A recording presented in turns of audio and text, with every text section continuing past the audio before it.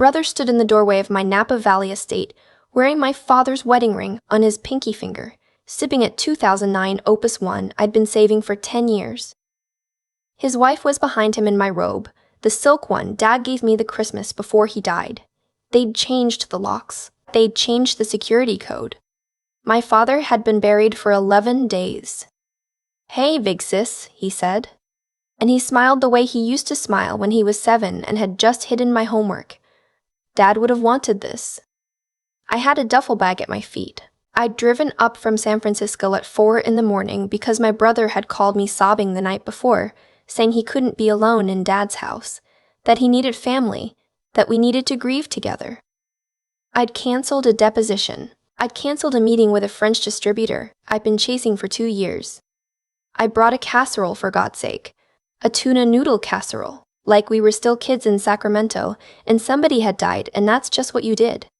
"Move," I said. "You should go to a hotel," his wife called out from somewhere behind him. "There's a Marriott in Napa proper. You can afford it, right?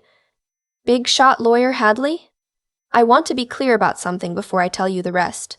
I am not a calm person. I have a temper my mother used to call biblical. I have screamed at federal judges.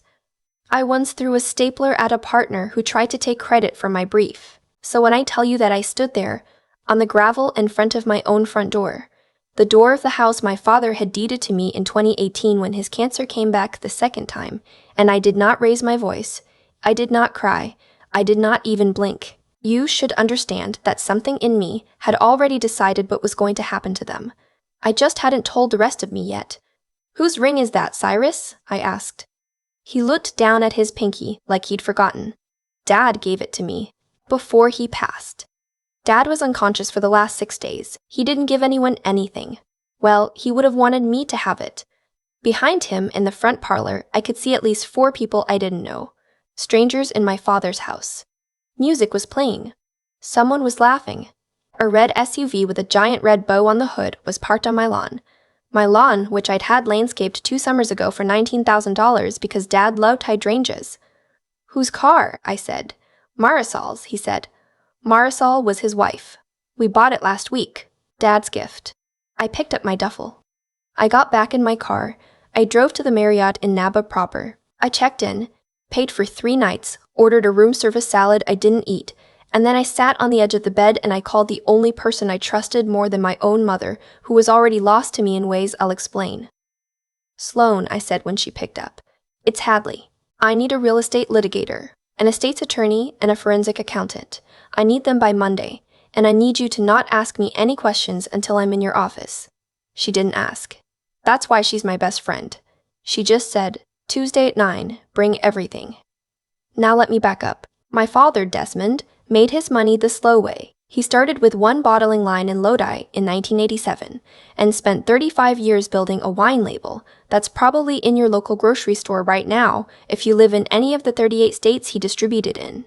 By the time I was in college, he was wealthy. By the time I passed the California bar, he was very wealthy. By the time he got his first cancer diagnosis at 66, he was the kind of wealthy where you stop counting and just have a guy who counts for you. He had 2 children. Me and my younger brother Cyrus. I was the lawyer. Cyrus was the disaster. I don't say that to be cruel. I say it because by the time he was 30, my brother had been arrested twice for DUIs. He'd burned through 2 trust disbursements, and he'd married a woman my mother described as a black hole with eyelashes. Marisol came from a family that had been in Sacramento as long as ours, and she decided very young that her job in life was to marry up. My brother was up. Barely. My mother loved Cyrus the way some women love a sick dog. Endlessly. Irrationally. At the expense of everything else. Including me. Including my father. In his final months. Including her own dignity. There's a saying I heard once, that the favorite child is the one who needs the most, and my brother needed everything. So he got everything, until my father, who saw all of it and said nothing for 40 years, started saying something at the end. The Napa estate was the something he said. He bought it in 2014 as a tasting room and second residence. 12 acres, a 1920s Spanish Revival main house, a guest cottage, and a small block of estate Cabernet that he loved the way other men love grandchildren. In 2018, after the cancer came back, he transferred the deed to me. Just me. He sat me down in his study in Sacramento, slid an envelope across the desk, and said, "I'm not going to pretend I don't know what your brother is. When I'm gone, your mother will give him whatever's in her name. I want one thing of mine to land where it belongs." I tried to refuse. He waved me off. "It's done. The deed is filed. You own it. I just want to keep using the place on weekends until I can't." So for 4 years, that was our arrangement. I owned a Vineyard estate worth, at the time of his death, just under $3.1 million. And my father drank Friday night Cabernet on its veranda and pretended he still owned it because that was easier than fighting with my mother. I lived there full-time starting in 2021 when I made partner and could finally work remote. I poured my own labor into that property. I rebuilt the irrigation. I replaced the roof. I had $30,000 of my own money in the kitchen alone. My father died on a Tuesday in early November. The funeral was Saturday. By the next Friday, my brother and his wife had broken into my home, changed the locks, told the property manager I'd moved out, opened a bottle of my Opus 1, and put a bow on a Cadillac Escalade they bought with money I would later learn came directly from my father's pre-death medical equipment fund. Equipment fund, the money set aside for hospice care he never got to use. I want you to sit with that for a second. My father was wheeled out of his own home in a body bag, while my brother was at a Cadillac dealership.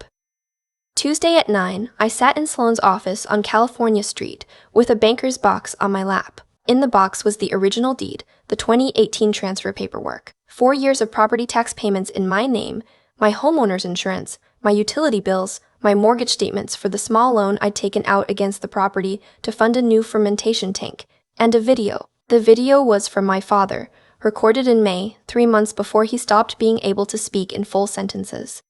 He'd asked me to keep it somewhere safe. I'd backed it up to 3 different drives. In the video, he was thin. He was wearing the cardigan my mother used to hate. He looked into the camera and he said, "Hadley, this is for if there's any confusion. The Napa property is yours. It has been since 2018. Your mother knows. Your brother knows. Anyone who tells you different is lying. I love you, kiddo. Pour yourself a glass on me." Sloan watched the video. She watched it twice. Then she said, "Hadley, they're going to lose so badly they'll forget what winning ever felt like." I said, "I don't want them to lose. I want them to understand." She tilted her head. "Those aren't the same thing." "I know," I said. "Understanding is worse." Here's what I did not do. I did not call the Napa County Sheriff. I did not file an emergency eviction. I did not show up with a locksmith and a Glock and a lot of righteous shouting. I am a litigator. I have been a litigator for 11 years. I know what shouting accomplishes. It accomplishes nothing. Worse than nothing. It accomplishes a counter-narrative. As she came at us, we were scared. So I did not give them a story. I gave them rope. Step 1, I let them stay. Yes, I know how that sounds. I know what the comments on this video are going to look like. "Why didn't you call the cops, you idiot?" Listen. I called the Napa County Sheriff's non-emergency line that Tuesday afternoon after I left Sloan's office. I gave them the deed. I gave them the address. I asked what my options were. The deputy I spoke to was polite and tired. He said, "Mom, this is going to be a civil matter. Your brother is going to claim he had your father's permission. They're going to claim a verbal lease. Unless we see active criminal damage or threat, the most we can do is a welfare check. You're going to have to evict them through the courts. It'll take 6 to 8 weeks, minimum. 6 to 8 weeks. 6 to 8 weeks of my brother and his wife and whoever else they dragged in there, drinking my wine, sleeping in my bed, eating off my plates. 6 to 8 weeks for them to break things, sell things, hide things. Or 6 to 8 weeks for me to build a case so airtight that when the hammer came down, it didn't just take the house back.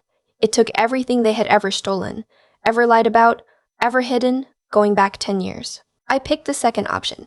Step 2, I went home to Sacramento. My mother had been at the house for the 11 days since the funeral, supposedly grieving. She opened the door when I rang the bell, and her face did this thing I'd seen my whole life, this little flick of disappointment, that I was the daughter who came back instead of the son. She offered me tea. We sat in the kitchen where my father had taught me to make coffee. "I'm sorry about Cyrus and Marisol moving into the Napa house," she said. She said it the way you'd say I'm sorry about the rain. "But honey, you have to understand. Marisol is pregnant.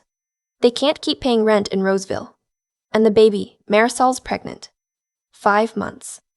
They didn't want to announce because of your father. And then with everything, I want to tell you that I felt nothing. I want to tell you I was already so cold, so steel-spined, so locked into my legal mind that this didn't land.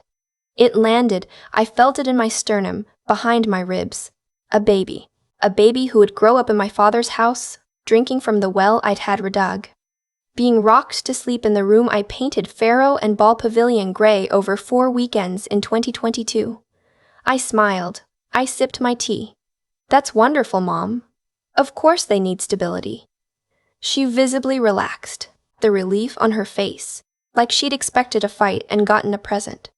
"You're being so understanding, sweetheart."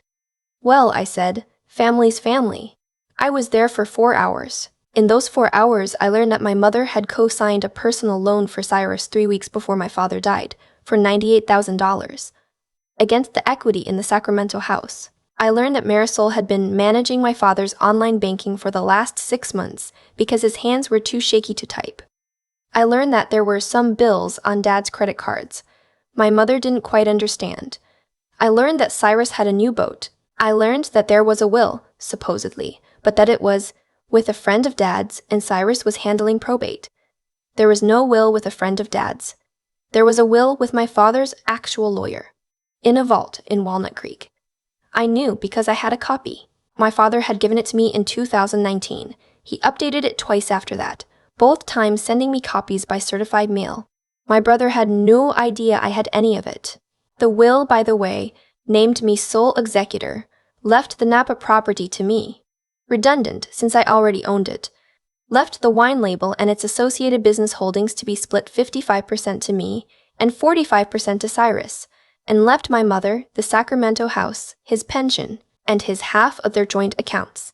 It did not anywhere in any clause give my brother any right to anything in Napa. There was, however, a different document floating around. I learned about it by accident. On my way out, I hugged my mother and my hand brushed the side table where she kept her purse. A folded paper slid out. I'd palmed worse things in depositions. I tucked it into my sleeve.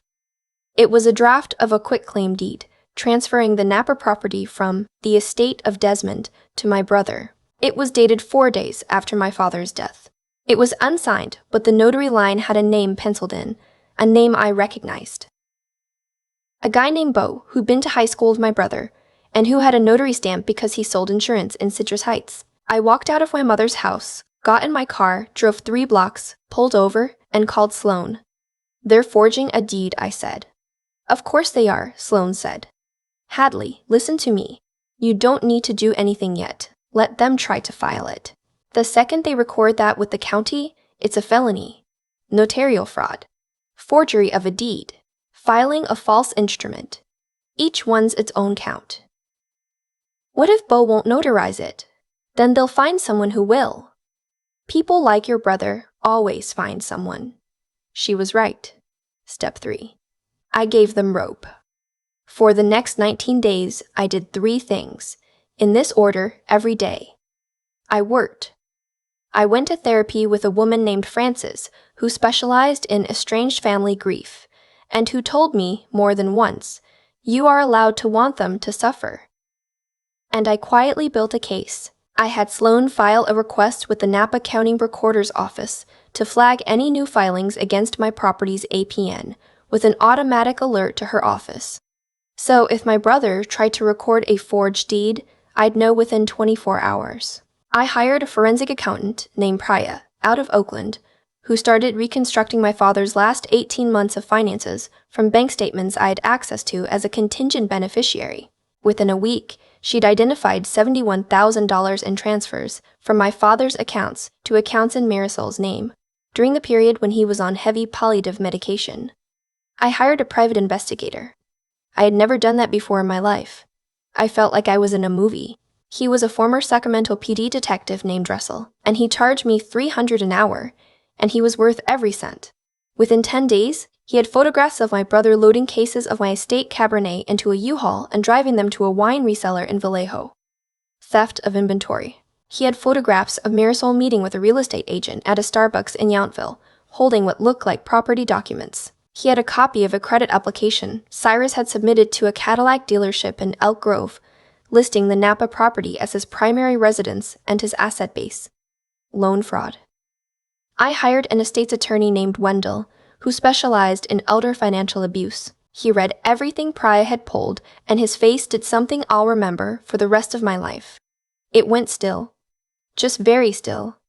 He looked up and he said, "Ms. Hadley, I'm going to need to bring in my partner, and I'm going to need you to be very, very patient, because what we're looking at is a pattern of conduct that may rise to the level of criminal elder abuse, financial exploitation of a dependent adult, and conspiracy.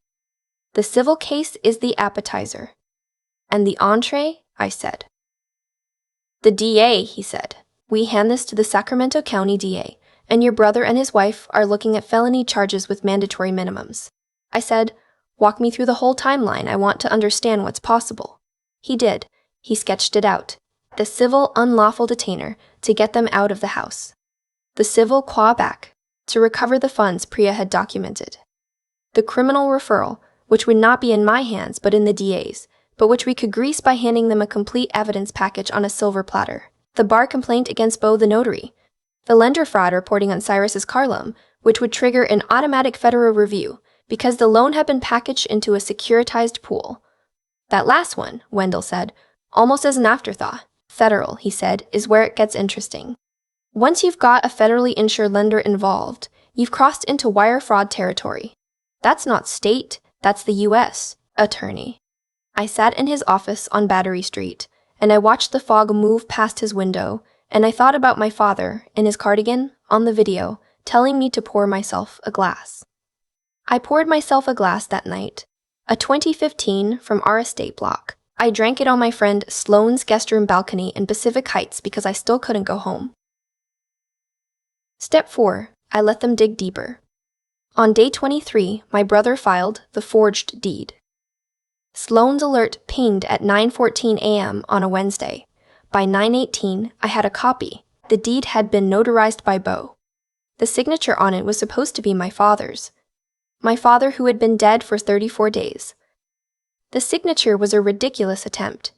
Not even a careful forgery, just a loose loop and scrawl that didn't match my father's actual signature in any of the 17 places I had it on file. I cried, not because I was sad, because for the first time in my life, my brother had done something so stupid, so legible, so prosecutable, that there was no slithering out of it.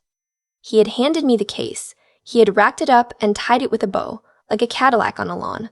I called Wendell. I said, "He filed it. Today, 9:14 a.m. Wendell said, "Beautiful. Call your mother." My mother? Tomorrow morning. Tell her you've been thinking.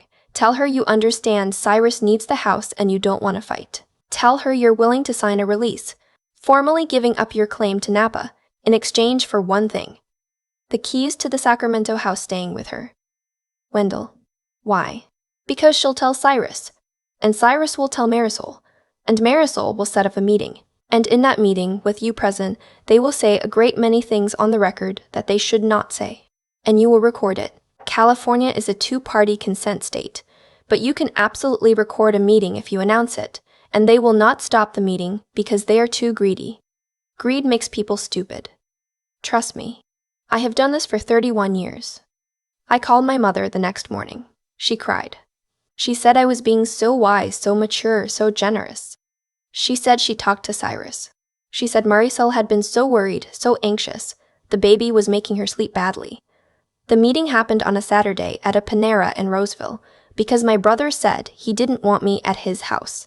I sat across from the two of them with a folder, a pen, and a recording app running on my phone, which I placed on the table and announced. "I'm recording this conversation," I said, "for my own records." Marisol rolled her eyes. Cyrus shrugged.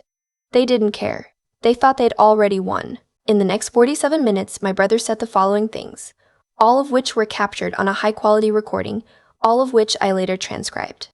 He said our father had always intended the Napa property to be his. He said the deed I had was outdated and had been superseded by a later instrument. He said he had consulted with Dad in his final weeks, and Dad had told him to make sure Marisol and the baby were taken care of, no matter what Hadley says. He said Marisol had been helping with finances, because Dad trusted her more than his own daughter. He said if I didn't sign the release, he would tell everyone what really happened with our father's care, and that he had documentation that I had neglected Dad in his final months, even though I had been at the hospice house 6 days a week and my brother had visited 4 times in 18 months. He said, and I quote, "This is verbatim. Dad knew you'd be fine, Hadley. You're the lawyer. You don't need handouts. We do." Marisol said almost nothing for the first half hour. Then, when I slid the paperwork across the table for them to look at, the release Wendell had drafted, which was perfectly legal and meant nothing because I was going to shred it the second I left, she said this. She said, "Just sign it, Hadley. We've already got buyers lined up. We can't lose them." Buyers. Lined up. For my home, the home I owned, which they did not own, which they did not own, which they could not legally sell, which they were apparently in negotiations to sell. I kept my face flat. I said, "Buyers?" Cyrus kicked her under the table. I saw it. I heard the thunk. She said, "I mean, eventually." I said, "Of course, eventually." I said, "Of course, eventually." I signed nothing. I told them I needed to read the release one more time with my own attorney. I told them I'd be in touch by Wednesday. I gathered my things. I walked out of the Panera in Roseville. I sat in my car for 2 minutes with my hands on the wheel, and I made a sound I have never made before in my life. It wasn't a scream. It was the noise that comes out of a kettle right before it screams. I made it for about 40 seconds, and then I stopped and I drove to Sloan's office. We filed everything on Monday, the unlawful detainer for the Napa property, with the original deed, the 2018 transfer paperwork, the property tax records, my father's video, my father's actual will, and an emergency motion for the immediate appointment of a sheriff to remove the trespassers based on the documented forgery of the November filing, the civil claim against my brother and his wife for $1.1 million in damages, including conversion, theft of inventory, fraud, and unjust enrichment, with Priya's accounting attached as Exhibit A, the criminal referral package to the Sacramento County DA, including the recording from the Panera, the forged deed, Bo the notary's information, Russell's photographs, Priya's accounting, and a sworn affidavit for me detailing the entire timeline, the bar complaint against Bo, who, it turned out, was not even a licensed insurance agent anymore, his license having been suspended in 2022 for unrelated reasons. The notary commission, similarly, was about to be the least of his problems, and the SAR, the suspicious activity report that Wendell's partner filed with Finceny regarding Cyrus's car loan, which had been issued by a federally insured lender against a property he did not own on the basis of asset disclosures he could not substantiate, federal wire fraud, bank fraud. The U.S. Attorney's Office in the Eastern District of California opened a file within 9 days. The unlawful detainer hearing was on a Thursday, 3 weeks after filing. My brother showed up alone. Marisol, by then, had retained her own attorney, which is what people do when they realize the ship is sinking and they'd rather drown holding their own life jacket. Cyrus tried to represent himself. He brought a printout of the forged deed. He stood in front of Judge Maricela in Department 4, and he said the property was his and that I was harassing him. Judge Maricela read the file. She read the original deed. She watched the video of my father. She read the November forgery. She looked at the forged signature, then she looked at my father's actual signature. Then she looked at the forgery again. She took her glasses off. She put them back on. She did not yell. Judges who are about to ruin you don't yell. She just said, very quietly, "Mr. Cyrus, are you aware that the document you have submitted to this court appears to be a forgery?" He froze. I watched it happen. I watched my brother, who had bullied me at every Thanksgiving for 33 years, who had once told me at our cousin's wedding that I was unlovable because I made more money than I deserved, who had called me a frigid bitch the night Dad's chemo started in 2019, freeze in front of a judge in a green leather chair in Napa County. His mouth opened. Nothing came out.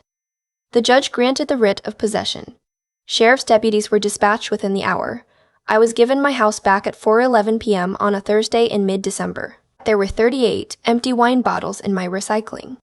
There was a stain on the parlor rug that I will never be able to identify, and that I had the rug burned for. There was a list of potential buyers stuck to my refrigerator with a magnet shaped like a rooster, a magnet I had never seen before. The list had 4 names on it. 3 of them turned out to be people Marisol had met on a Facebook group for Bay Area real estate flippers. The civil case settled in March, after Marisol's attorney correctly read the writing on the wall and convinced her to flip on my brother in exchange for reduced exposure. She walked away with a judgment of $340,000 against her, which, given that she had no assets in her name and was now a single mother because Cyrus had been arrested in February, was largely uncollectible, but symbolically meaningful. Cyrus was indicted in late February on 6 state counts including grand theft, elder financial abuse, forgery of a deed, filing a false instrument, and conspiracy. He was indicted in April on 3 federal counts of wire fraud and bank fraud related to the Cadillac. The state case is set for trial next month. The federal case will likely take longer. His public defender has reached out twice to discuss a plea. We are not interested in a plea. Bo the notary surrendered his commission and is currently a defendant in 3 other unrelated cases involving forged documents. He is, my brother now realizes, a very poor friend. My mother and I do not speak. She called me the day Cyrus was arraigned, and she said, with no apparent self-awareness, "Hadley, please, he's your brother. Drop the charges. He'll lose everything." I told her very calmly that I could not drop the federal charges because the federal government had brought them, not me, and that this was something she should have considered before her son forged a dead man's signature. She hung up. She has not called since. I think about her on Tuesdays for some reason. Tuesdays are when it hits. Marisol had her baby in April, a boy. I do not know his name. I know that he is being raised by Marisol's sister in Stockton because Marisol is in a court-ordered residential program in Sacramento. I have set aside money in a trust that the boy can access when he turns 18, with no contact required between us before then. He didn't ask to be born to those people. None of us ask for our parents. I still live in the Napa house. I had the locks changed twice by different locksmiths 6 months apart. I had the parlor rug replaced with a vintage Tabriz I bought at an estate sale in Healdsburg. I had the security system upgraded to a system the installer described as kind of overkill, but I see why. I have a picture of my father on the mantle in his cardigan, and on the day my brother is sentenced, whenever that is, I am going to open the last bottle of the Opus 1 my brother didn't manage to drink, and I am going to pour 2 glasses, and I am going to sit on the veranda, and I am going to tell my dad how it ended. People ask me sometimes, in quieter moments, if I regret it. If I wish I'd just paid them off, just given them the house, just kept the family. I want to be honest with you. The family I would have kept by giving them the house was not a family. It was a billing department, with my last name. The version of me that would have signed that release at the Panera in Roseville, the version that would have wanted peace more than truth. That version of me died in a doorway in Napa Valley while my brother stood there wearing my dead father's wedding ring on his pinky finger. I do not miss her. She was tired and she was small and she had been apologizing to those people her whole life for the crime of being competent. The woman who lives in this house now drinks her father's wine on Friday nights, takes meetings in her own kitchen, and does not apologize to anybody. If you are watching this, and you have a Cyrus in your life, and a Marisol, and a mother who would rather lose you than admit she chose wrong, I want to tell you something my therapist Frencha said to me on a Tuesday in January. When I was crying in her office about the whole thing, she said, "Quiet people keep receipts, keep yours." I think about that doorway in Napa more than I should. Not because I miss who I was standing in it, but because I want to remember exactly how small I felt for those 40 seconds before I picked my duffel bag back up. 40 seconds is a long time to choose a life. Most people don't get the choice that cleanly. What I learned, in the months that followed, is that nothing my brother did to me was random. Cyrus didn't wake up one Tuesday and decide to forge a deed. He had been allowed, his entire life, to take what wasn't his and call it love. My mother gave him my birthday money when he wanted concert tickets. My father gave him second chances and third chances and 10th chances. I gave him my silence at every Thanksgiving where he humiliated me in front of cousins. We built him together, brick by brick, And then we acted surprised when the building finally fell on me. Cause and effect doesn't skip generations. It doesn't skip family.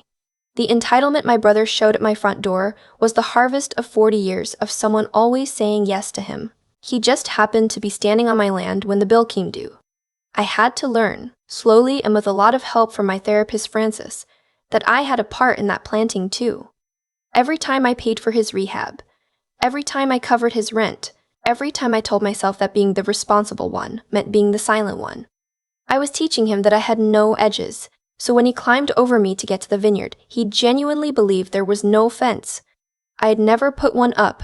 The thing nobody tells you about the quiet revenge, the legal one, the strategic one, is that it cost you something too. It cost me 4 months of sleep. It cost me my mother. It cost me the version of my childhood I used to tell myself in my head, the one where we were complicated, but we loved each other. That version was a lie I'd been holding for 35 years, and pulling it out of myself was like pulling out a rib. But here's what I gained. I gained the ability to look at a thing and call it what it actually is. I gained a backbone made of evidence instead of hope. I gained the knowledge that being decent and being a doormat are not the same thing. That mercy is a choice you give from strength and not a tax you pay from fear. If you take anything from what I've told you tonight, take this. The people who love you do not need you to disappear. The ones who need you to disappear are not loving you, they are using you. And there is a difference, and you are allowed to know the difference, even when it breaks your heart. Build the receipts before you need them. Speak softly to lawyers and clearly to judges. And when the doorway opens onto someone wearing your father's ring on their pinky finger, pick up your bag and go. You'll come back. You'll come back with paperwork.